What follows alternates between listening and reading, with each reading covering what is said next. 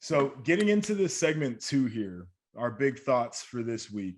I put up the West standings, and I wish I had like a good looking matrix up here with the standings and then like the remaining schedule, and it looked real nice and clean. But I I'm old.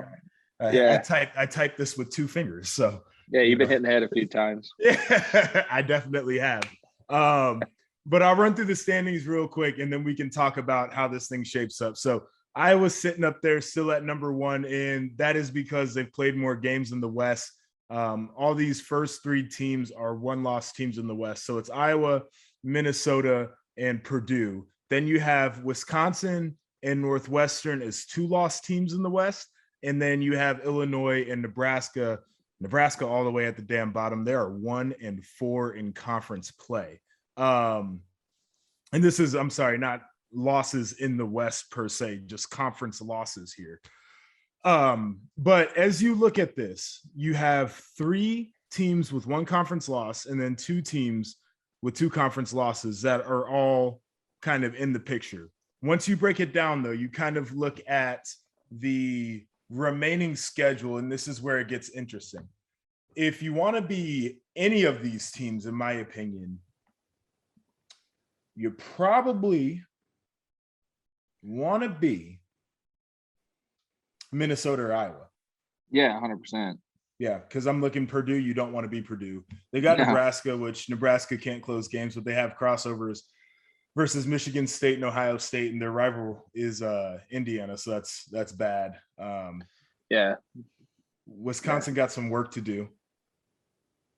I feel like Northwestern was a little bit of an aberration. What are you seeing here? Like, if this thing shapes out, do you see it kind of remaining in this order? Do you see a situation where Minnesota or Purdue can jump over Iowa, or do you think Iowa's still really in the driver's seat of this thing? I mean, I think Iowa can control their own destiny, right? I mean, if they go out and win it, Purdue definitely has the toughest slate in front of them. Miserable.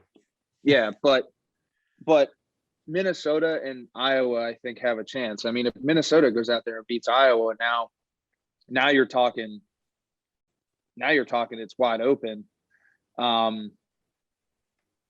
As long as Minnesota wins out. So we're sitting here talking about the West, and it's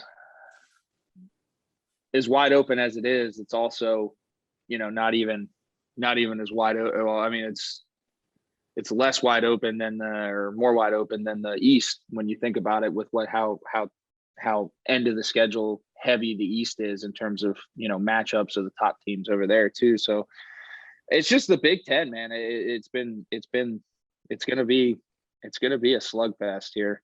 So I'm really excited to see it. But if I was to take a bet, I mean, I think Iowa ends up cleaning things up and finishing it. But I think Minnesota is the team that has a chance to get up in there and make some real noise. If there is a sleeper in that side, I think it's still Minnesota and PJ Fleck. Yeah, that is a sleeper, and they're a team that builds. And the thing that's really interesting about the way that shapes up too is Minnesota's got the win over Purdue, right? Mm-hmm. So if they pull off the win over Iowa, I think there's not really much of a conversation about who's running the West, right? If Iowa's able to pull off a win over Minnesota, then you've got Purdue with the win over Iowa with a win over Minnesota with a win over Purdue, right? And so that shows maybe a little bit more of the parity, but then it's just a weird situation. And then I don't know what happens with tiebreakers and all that stuff. I don't make schedules. I look at them. So this thing will be interesting nonetheless. And then you got Wisconsin there. If they can build into something, which I'm not necessarily convinced they can, but if they can build into something, they're going to work themselves back into the conversation. Same thing, Northwestern now with 2 losses in conference. Are they on the outside looking in a little bit? Maybe, but could they figure this thing out? Who knows? So, yeah, I mean, they got Minnesota, Iowa, and Wisconsin left. So, they gotta saddle up there and really, really buckle in. But if they pull it off, good for them. Yeah, I will say, if you talk about bad draws in terms of crossover games, for Northwestern, they had the Michigan State game early this year, and then they're playing Michigan this week. Yeah. So not exactly the best draw if you're trying to win this thing in the West, but you got to win the games as they're put out for you. It's the same thing with Indiana. You can make the same case. It stinks, but that's just how the schedule happens. So support for today's episode of the JP and Hack Show comes from Manscaped, the world's leader in men's below-the-waist grooming. Manscaped has launched their 4th generation trimmer, the Lawnmower 4.0.